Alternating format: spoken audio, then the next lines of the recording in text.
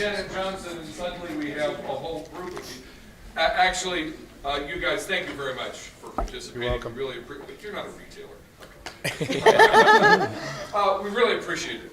And the genesis, again, of this seminar actually came from last year. If you remember, Janet Johnson, who is a wholesale representative, the regional manager for Southern Wine and Spirits wholesaler. I do the liquor stores on the western slope of Colorado.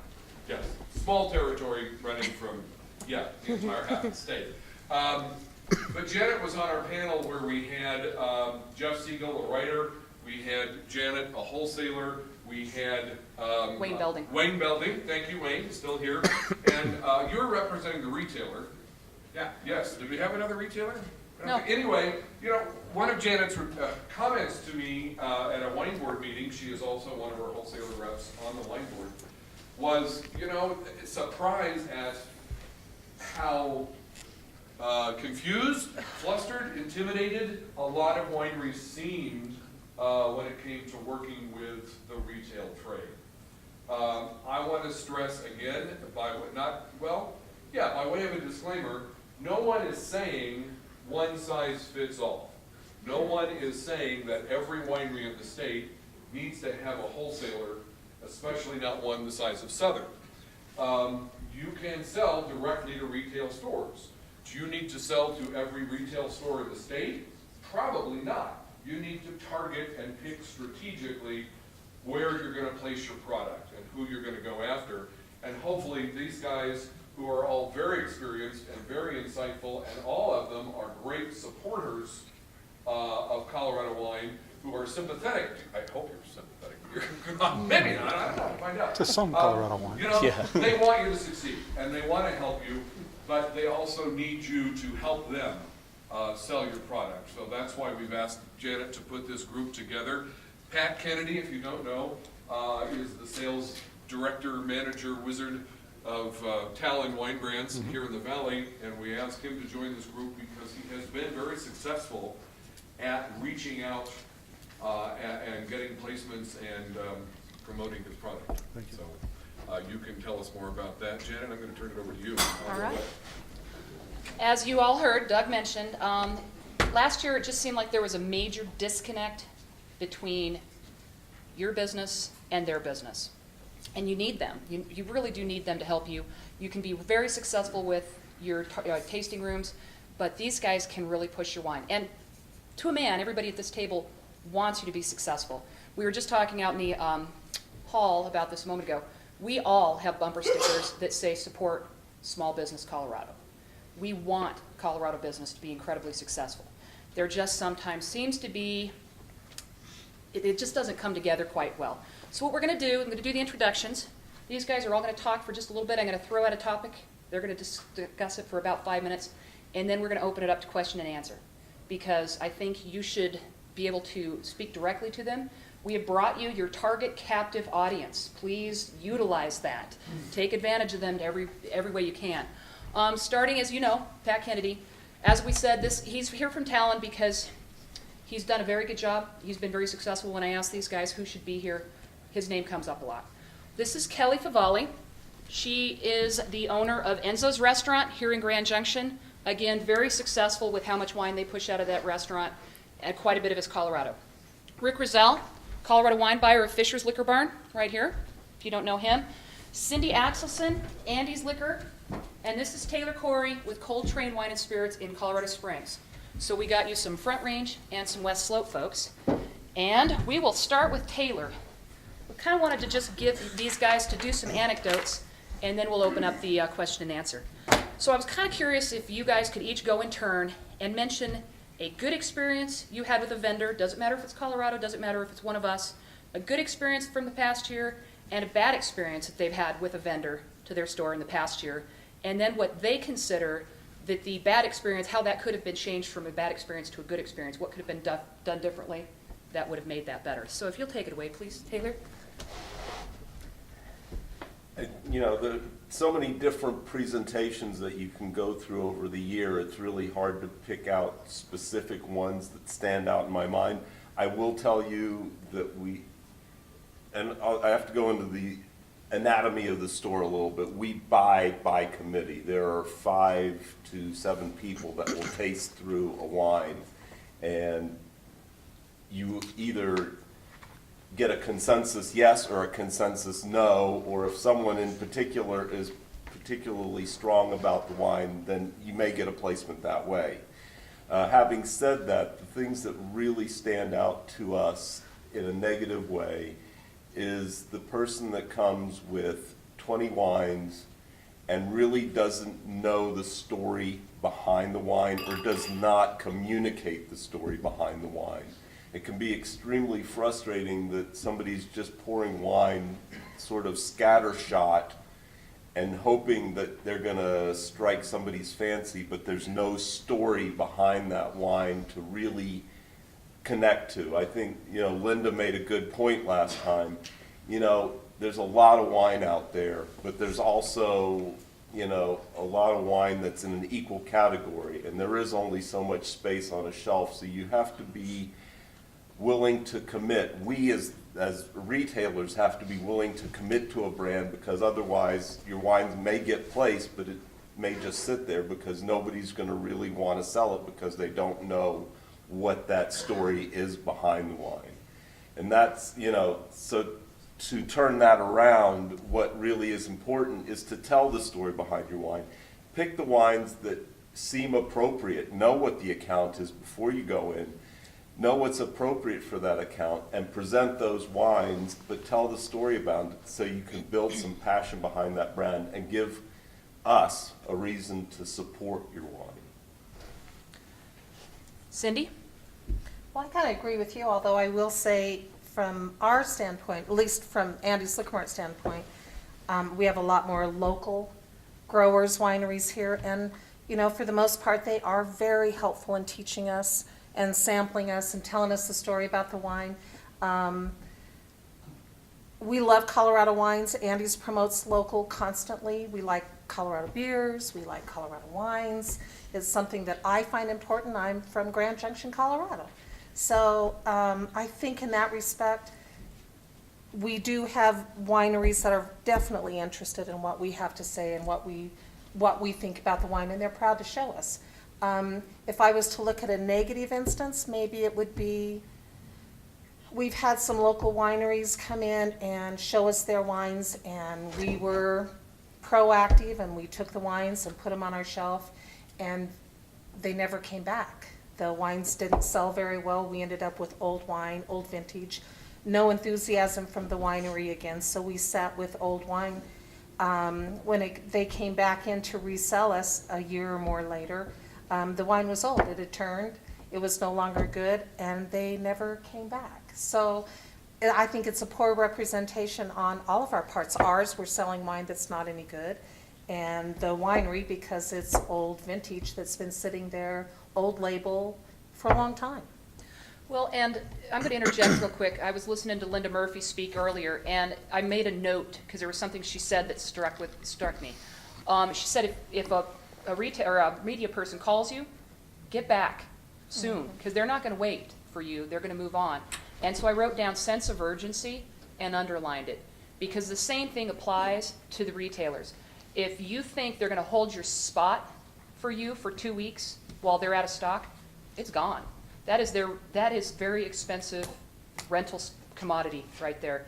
And if they're not making money on that space, then they're going to move on and find something else. So I guess to Cindy's point is have a sense of urgency.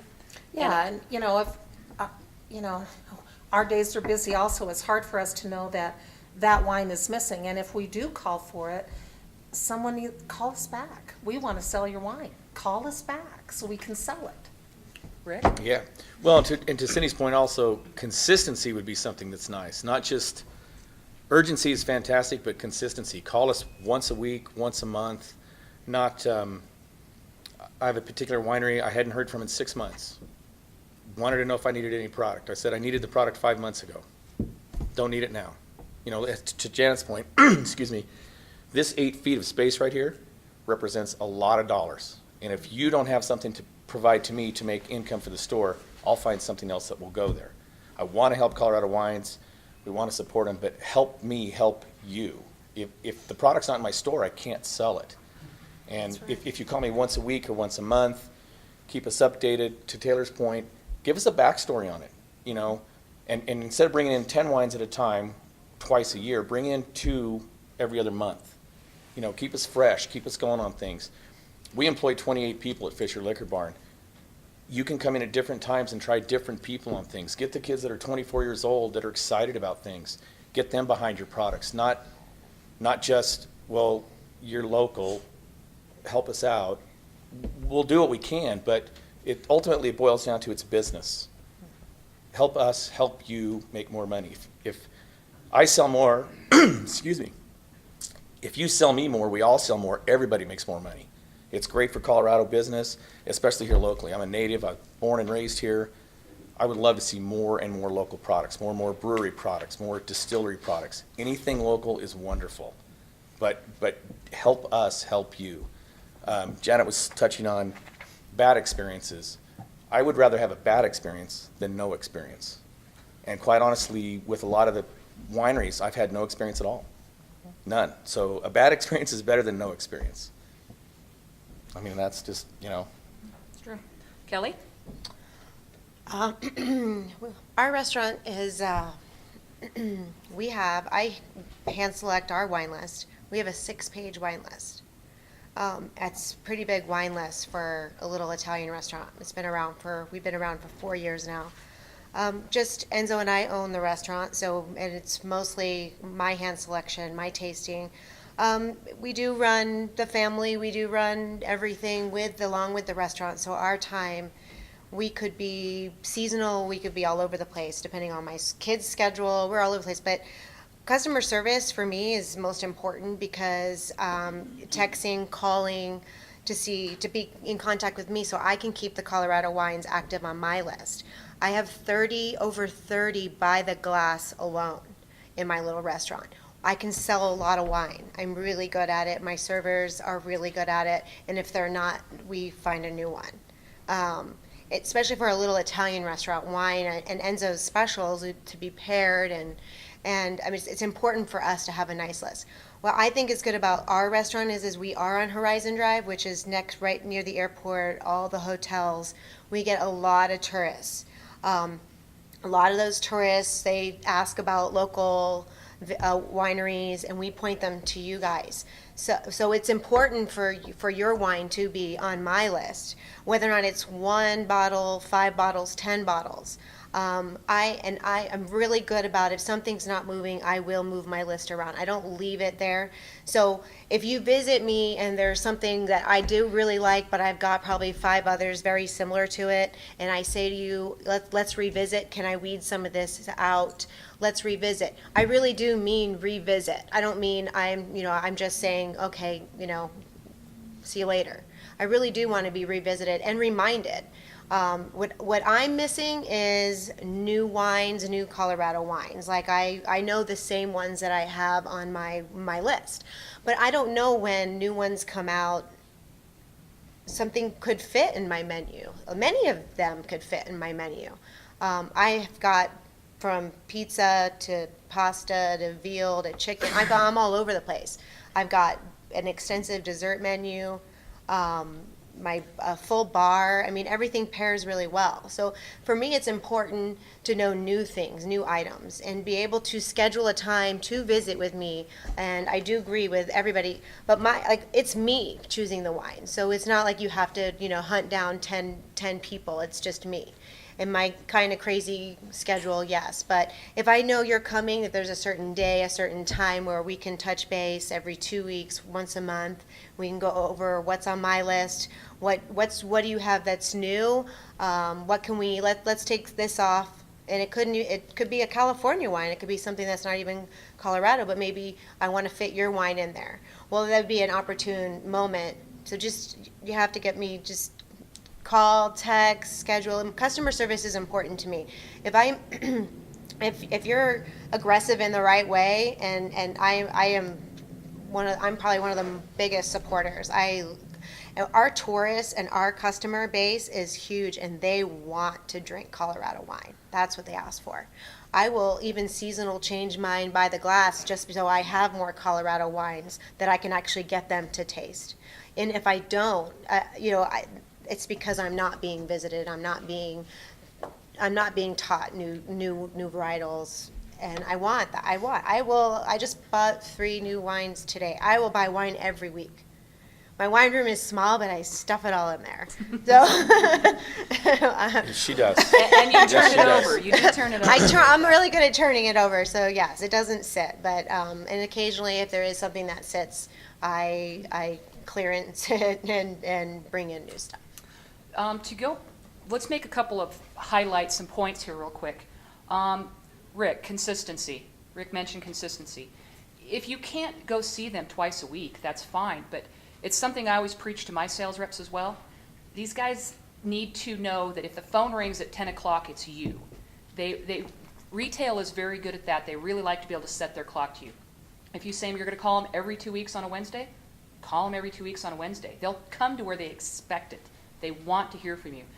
This is one of the best sales jobs in the world, one of the best sales business in the world. These people want your product. They have to have your product. That's what they sell. That's all that they sell is your product. So it's super easy for that aspect. You still have to stand out amongst all of the other wines that they have on the shelf. That's the problem, is how you stand out. And I think you do that with relationships that you develop with these guys. After we're done, we'll be happy to hand out contact information.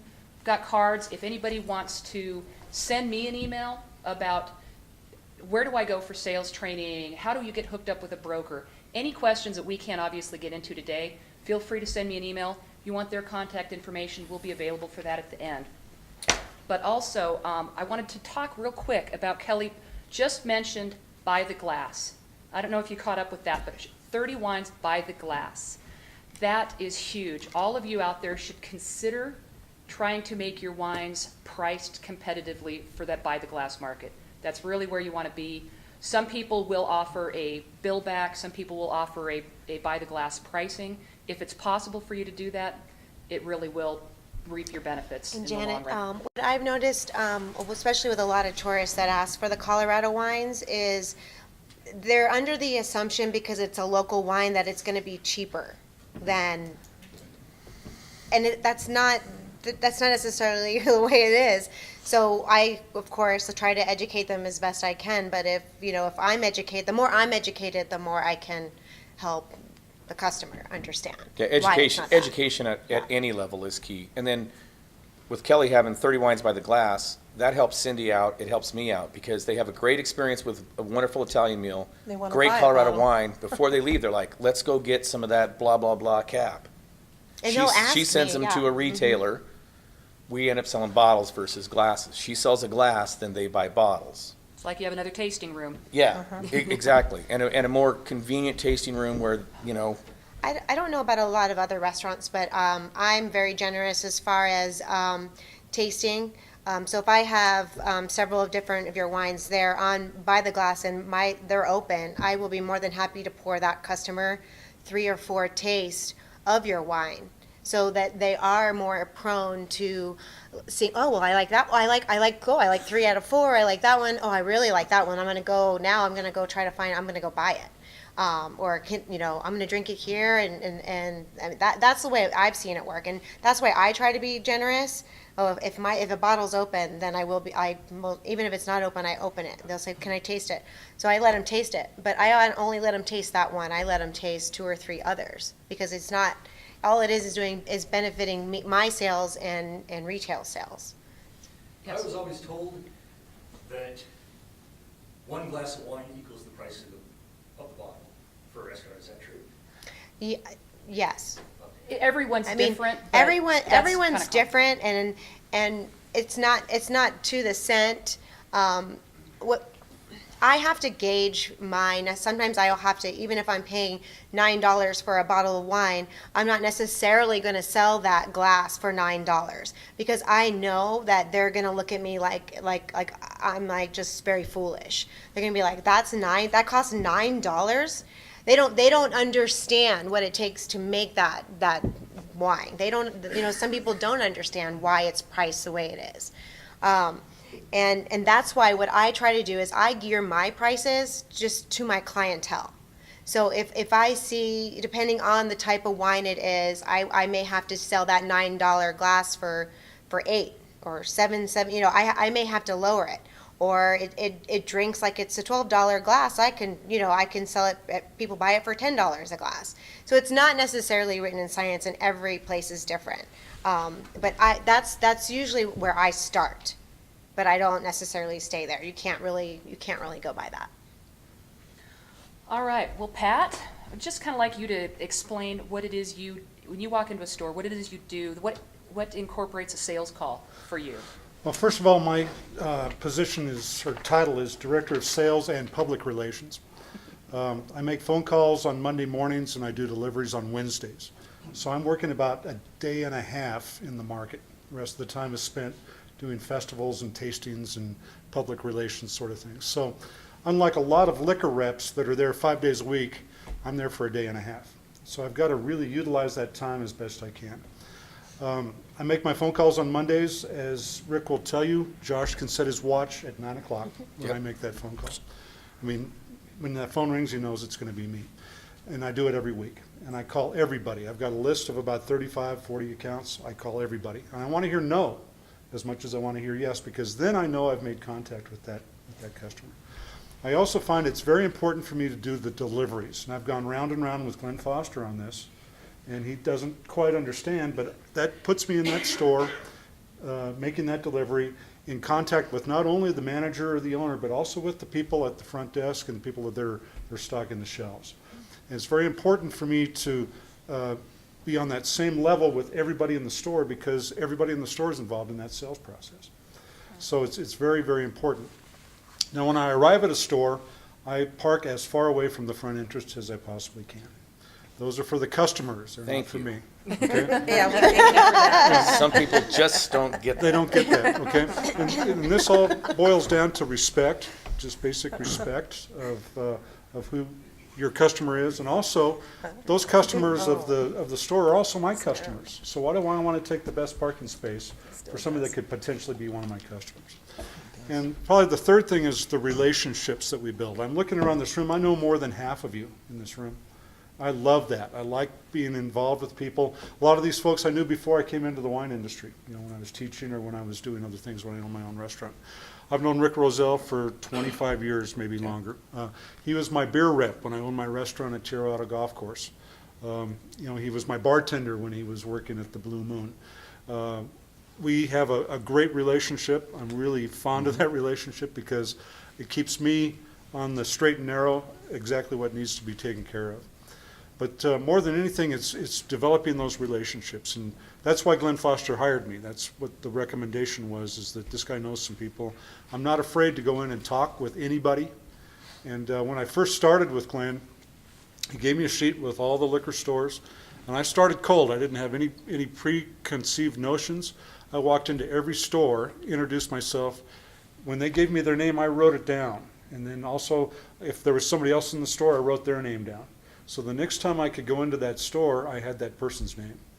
And those relationships starts to build because you're paying respect to the people that you're dealing with. Does that answer your question? That answers my question. Anybody have any questions about anything anybody has said so far? An anecdote that speaks to relationships. Several of us had lunch just before Christmas at Salt Bistro. And you may remember Evan Faber, who was on a similar panel a couple of years ago. Evan really established probably the flagship by the glass Colorado wine list in the state. It was incredible, and he did it a lot, mostly out of his own impetus. Evan moved on. He was going to start a distillery with the chef at Salt, and so his replacement was trained by Evan and knew a lot of the same wineries, and the relationships passed on. However, shortly thereafter, what was his name? Adrian left. Micah, the manager, left. They're now accused, by the way.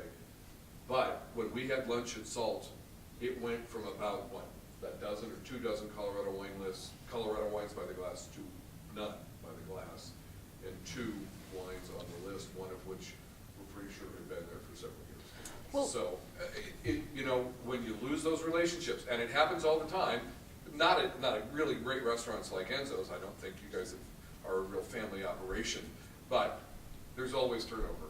And you're gonna have to go in and make the relationships all over again. But if you don't do it, you won't be there, and, you know, those people have relationships with somebody else. Sure. You know, and sometimes it might not be through any fault of yours. I mean, not everybody out there is going to look to support Colorado wines, but I think for the most part, you will find those pockets. And as long as you explore those pockets thoroughly, it's going to be in your best interest. Again, any questions for any of our retailers? Yes. If this was a room full of distributors instead of winemakers, would your advice be the exact same, or? Pretty much so. Yeah. I mean, like, with our 3 or 4 major distributors that we have, we see them at least 3 times a week, sometimes up to 5 times a week. OND, October, November, December, which is huge for us, we'll see them sometimes 6 days a week. They're there making sure things are working right, making sure we're not out of something, you know, just working with us. You know, especially the larger stores like Andy's, Fisher's, you know, they want to work with us. They're making sure Kelly's got what she needs. You Yeah, know, all of a we're- sudden she gets an influx of people. Yeah, we're obviously small. I get my distributors visit me once a week. Yeah. And it's not really fair. I mean, obviously, we have a huge advantage. We've got the trucking. We have, you know, if they can't reach, or if the sales rep doesn't go in there, we have an entire customer service department you can call. We've got all of the advantages, definitely. Manpower, everything's out there. But you can't, that's what's in your favor, is everybody up here wants to help the little guy. They really do. I work for one of the largest distributors out there. I have to fight on a daily basis against smaller distributors because people want to help them more than they want to help me. It's just ingrained in them. They want to help the underdog. Everybody up here would rather buy from each of you people out there than from me. Absolutely. No offense. But she knows it. Well, see, because it's kind of like the little guy versus the corporate guy. We're still all independently owned according to Colorado state law. Janet works for a corporation. So if we can work with small vineyards and local people, it's just even better for us. You know, because we've got to fight the corporate giant. She has corporate rules and regs and blah, blah, blah. Rick, I can't do that for you, blah, blah, blah. No, da, da, da, da, da, da, da. You guys are right here. You know, and like Janet talking about building the relationship, once you've built a relationship with us by coming in once a week, whether we buy or not, I mean, getting so that we know who you are and that you really do want us to carry your product, because the big distributors do, they come in whether we buy or not, they're there. Then, you know, if we can't see you every week, we understand that. We totally understand, you know, how your growing season is, the stuff that you're responsible for, but at least you've built a relationship with us and you can call and we can, and you know, I don't like ordering on the phone. I don't like having to call a winery, especially a local winery, because I've done it and they've never called me back. And I mean, I'm thinking I've got 3 spots on my shelf and I can fill that up with your wine and you can't call me back, you know? Quick. So building a relationship with us, we'll do the same with you when we sell your wine. You just got to give us the chance to get to know you and to give us the Yeah. enthusiasm so we can sell it. Are most liquor stores willing to carry a small inventory? If I say. We would prefer "I've got sometimes. small Sometimes that's reviews of better. this," If I can buy 6 bottles, Absolutely. Yeah. Absolutely. They love that. oh, Yes. yeah, that's, Exclusives I love it too because I don't have a lot of storage space Yeah. for a restaurant. Broken Sorry, I didn't mean cases. to interrupt.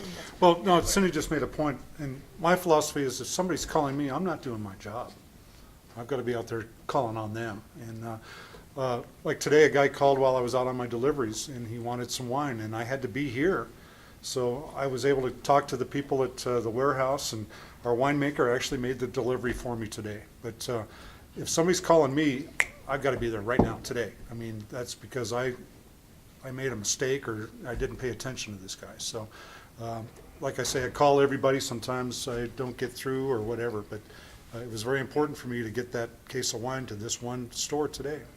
The good news for you and all of you, I think, is that once you've built that relationship, it is much easier to maintain. Yeah.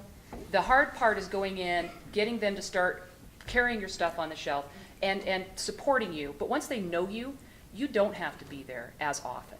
And it might take steak dinners. No, but I was going to say, what would behoove all of you, if you can, is to issue an invitation to a liquor store to come see your winery. We did a tour with a liquor store in Durango at Guy Drew's Vineyards. He took us, basically we took from vine to bottle, the entire thing. And that stuck with them, and it will forever. So, We've already established you guys don't want to buy from Janet. We don't. But, Yeah. you might want to change. so if your choice is, a small winery on the other side of the state who's going to have trouble getting over here more than once a month, is your advice to them to, do the best to establish relationships with you as they can, because I always remember that it was great to have somebody like Pat come and tell the story. But obviously, most wineries don't have a Pat, and there's only one of him anyway, and he's not for sale.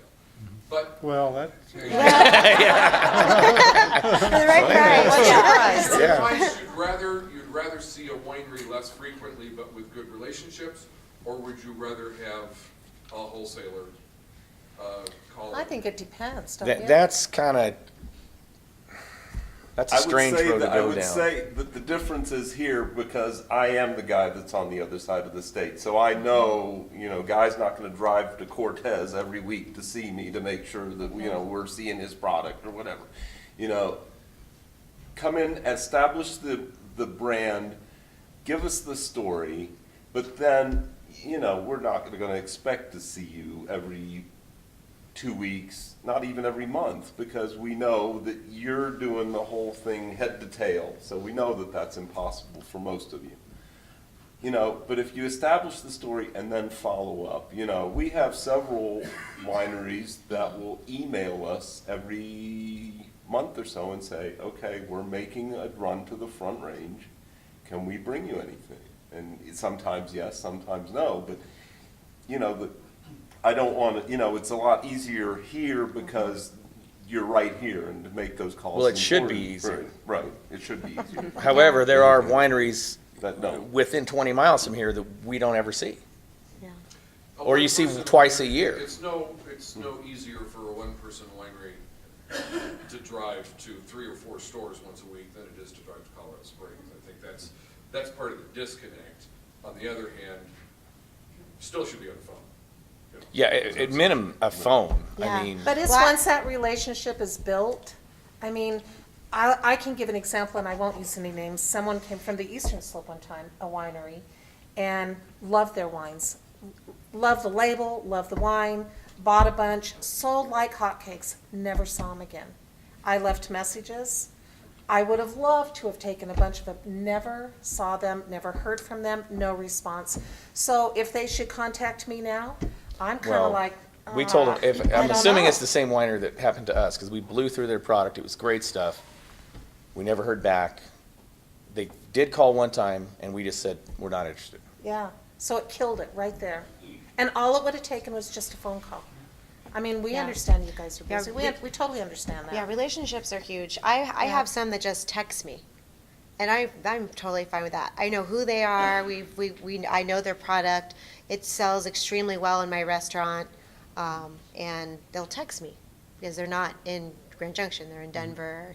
So they text me. I am perfectly happy with that. They're like, we got a truck coming in, 3 days. If you need anything, I'm like, I sure do, and I send it right back. I send the text right back, and they're like, thank you very much. I'm like, no, thank you. It's like, it doesn't matter to me because it's like I know who that person is. We have a great rapport, and I get that text, that call that reminds me. Oh yeah, let me go inventory their wines real quick.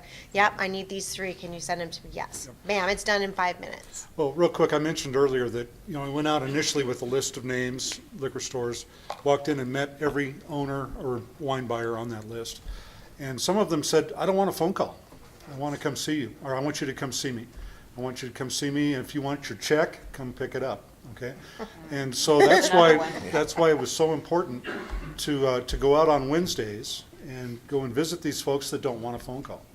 Now, some folks prefer a phone call, and my phone calls can be within 10 or 15 seconds. It can be a few minutes, but somebody says, no, fine, talk to you next week, click. And, but there are a number of stores that really want to see you, and they want to see you on a regular basis. Now with Cindy's store, I had a relationship with one of the buyers. I'd call him every Monday. Now that relationship changed. The new buyer isn't there on Monday, so now I'm at Cindy's store on Wednesdays to visit the buyer. But you've got to be adaptable. You've got to do what that wine buyer wants you to do, and that's the key, is take care of that customer. For someone like Pat who is coming in cold, but unlike Pat, doesn't know people, say a winery, how do they get to the person who is the most beneficial for them? Most of the time, just call ahead and say, I'm Cindy with Andy's, and I've got some great wine to sell you. Can I come, what's a good day for me to come and meet with you? Or I'll be in town. I don't know how it Yeah, is at especially if you're- Fisher's, if but you're- we always tell them, don't come on Tuesday because every person is in the store on Tuesday and Wednesday. Any other time, I don't even care if Or they if you're come on coming, Saturdays. if you're coming from the Front Range, call and say, listen, Yeah. it may not work for What you, day? but I'm gonna be in town on a Thursday. Can I stop by? We're gonna work around it. Say, you know what? Sure, I'll figure out it between 2 and 4. I can see you on that Thursday. Usually, maybe we don't want to, like Wednesdays are bad. So basically, Yeah. anybody who answers the phone will direct you to the To the correct buyer. Oh, To the absolutely. buyer, absolutely. This is, you know, you're not selling something they don't need or want. You're selling something they need and want. That's what this, like I said, this is what the store does. So they are absolutely going to put you in touch. These guys want to try this stuff.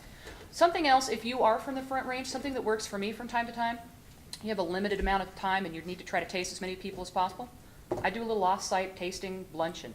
It's very inexpensive, provide a little food, and invite your people. Because a lot of times these guys love to get out of their stores and go have a little shindig.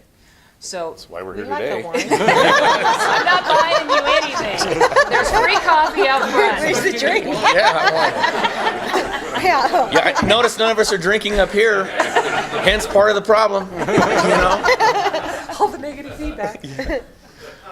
Many of us are very small producers, and partly because of that, our wines are typically more expensive than you might find in California. Do you have any suggestions for how to overcome that? That's a tough Boy, if I had that brass ring. Yeah, I do. You create buzz. What you do, I'm assuming that the quality is in the bottle as well. You be picky about who gets it. As you said, people love to have something that nobody else has. If you can be very particular about where you go, pick somebody who's going to push it for you. You know, and they're going to be out there in front of the store handing a bottle to everybody who comes in. That's going to create your buzz. And there's quite a few wines here in Colorado that do very well. Some of the best performing wines here in Colorado are not inexpensive. Right. Brett, another successful technique that I had used in the past and was used on me, 2 bottles blind. Blind You know, tasting, you Pick a. Pick a California cab a against yours. California Syrah that's twice as expensive as yours, blind taste these guys on it, and I'll bet they'll be blown away, especially when you tell them the price. So, yeah, it costs a little money. Yeah, I but have a also- couple I have a couple higher end Colorado wines. They actually sell like hotcakes. Also, one thing that I do is try to explain to people that this is a handcrafted product. It comes out of vineyards that are 10 or 15 acres. The product that you're referring to is something from California that sells at retail at $8 or $9 a bottle, but that comes from a 50-mile Yeah. radius, and it's not handcrafted. It's from grapes that come from all over the county, and it's going to be homogeneous. It's not going to have the same kind of character. It's if you do compare it to a California wine that comes off of a 15-acre vineyard, that's going to be $90 a bottle. Okay, so we're actually a better value at $15 a bottle than somebody's $90 same type of situation. And if it was Burgundy, it's going to be $400 a bottle. But So, we So you put it know. in context, Yeah. and some people can actually pick up on that context. and where that's why I go back to where I will take your $15 bottle and I will take another one off my list and I let the customer taste them. That way they can see for themselves and taste for themselves. That it's delicious. It's better than the other one that I gave them. My bartender is fabulous. He will bring 4 or 5. He will let them taste 4 or 5 wines, and that's how we sell. That's why we sell a lot of Colorado wines. When we get calls. And if you want to create a buzz, you get it to people like Kelly. Right. Because on-premise will help push off-premise. If you have a limited quantity, you let somebody like Kelly know and maybe one other restaurateur in the valley know, and they push that product. Next thing you know, Cindy and I are getting, what the hell is this stuff everybody's asking about? What is this? What is this? What- Then we're curious. What I also like is, I like to be one of the fewer restaurants in town that will have your wine. And it's kind of a little greedy, but I also like that, and that way they can't get it at every Italian restaurant, or they can't get it they have to come to Enzo's to get your wine, and they will come. And then it still helps the liquor stores. Yeah, 'cause, I mean, they are going to sell it. If you're in one restaurant and 2 stores, that's still better than being in no restaurants and no stores. And actually, it's a lot easier. I Probably mean, enough for most wineries. For some of the. Yeah, that's if A you're. well-selected restaurant Yeah. and Exactly. key retailers. Right. If you only have 2, that's fine, especially if you're only making 1,500 cases or so. What about, like on-site tastings, whether it's in the restaurant or, you know, an in-store tasting, and staff trainings? Staff trainings, I think, are incredibly valuable if you can schedule the time with the store and with the staff to where it works out for everybody. And in our situation, sometimes it's kind of difficult. This time of year is better. January and February are probably the 2 best times of the year to do it, because then we start getting busy after that. As far as on-site tastings, we don't do any, you guys don't do any, do you? And that's simply because in the city of Grand Junction, we can, but the legislation has stated that you have to taste out of a 1-ounce plastic disposable container. Well, who wants to try your wine out of a tartar sauce cup? Nobody. So we'd rather not taste it than for the consumers. But staff education is critical. You know, and one of the biggest things, and I tell the major distributors the same thing, and I bet Rick does too, don't just come and taste me, whether I'm the buyer or not. Don't come and call me and say, hey, you just brought this wine in last week, I'd like to taste your night shift. They come into work at 4 o'clock, it's not even dark, and they would love to know about your wine. And those are the people that are putting the wine in the hands of the customer, probably more than we are. I'm there 9 to 5, 9 to 6. Yeah. Some things that work for me too, on my side, is I do a staff incentive, you know, bring in something that's new, it hasn't really developed a market yet. Say, okay, whoever sells the most of this, I'm gonna give you a bottle. So, I do a lot of that. I do too. I do, I have wine quotas, my servers have to meet. And it's important because it inspires them to actually learn about it, want to taste it, and then they're able to sell it when be they know. competitive, They're very competitive amongst each other, which is great. You know, it could be right down to the last $5, and they'll be, so every month I do my quotas. And they get cash bonuses, they get, if they get a bottle, if they're wine drinkers, they get a bottle of wine. It's definitely increased my sales as far as giving them instruction and knowledge, training. We do staff training. If we bring in a new bottle, the staff's instructed to try it. oh, oops. Yeah, don't put that in an invoice. So, you may or may not want to answer this question. How many of you been to California on a winery's time? No, not me. Oh, Italy? Nope.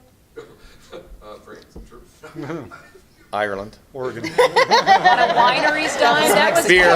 Jameson.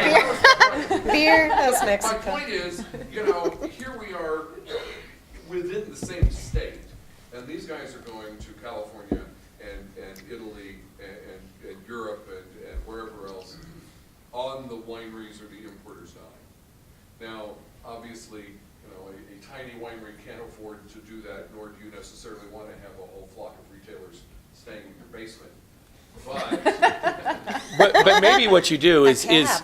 say you're a couple of 3 small wineries within say a 5-mile radius. You talk to Cindy and myself and say, can you get 4 or 5 of your employees? Can you guys meet us at the winery? We'll do a little vineyard tour, this and that, samples. Then we'll go to the next spot. We'll check it out. And then we'll go to the next spot and then maybe have some sandwiches or crackers or whatever. And then we go on our way.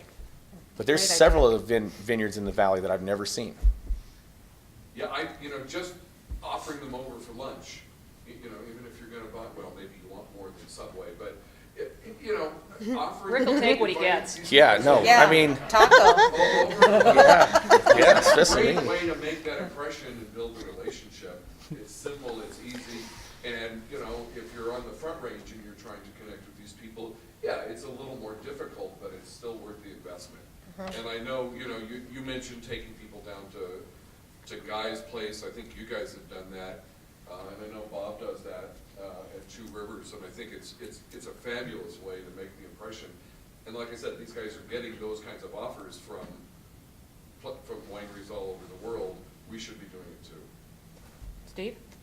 I was going to have a question for Kelly.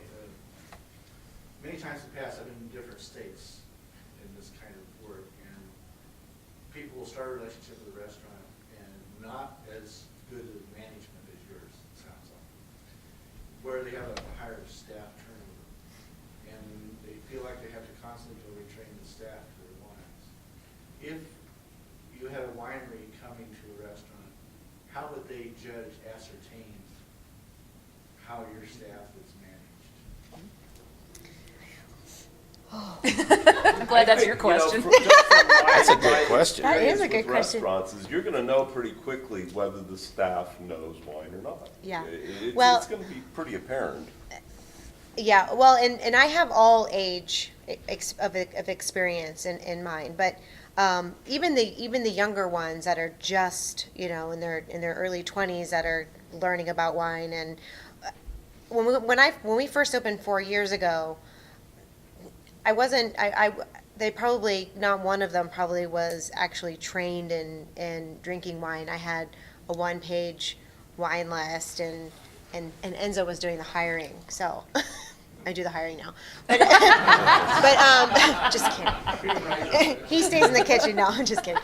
Yeah, but the relevancy of them actually being trained and educated is ask all of my reps that I buy from. I mean, I sell lots of wine, and my deal is even if I have to start the education myself to get it off my to get it off my wine, out of my wine room, and higher sales for me. It's points for everyone. So even if you bring me one bottle, and you leave it there, everybody on my staff taste it, and it's put on my list, and I'll even feature it. When we start being really busy, I feature wine every weekend. I feature it. I feature all my new stuff.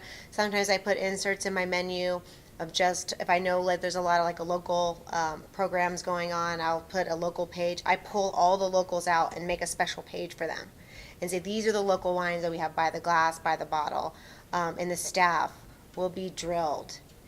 They're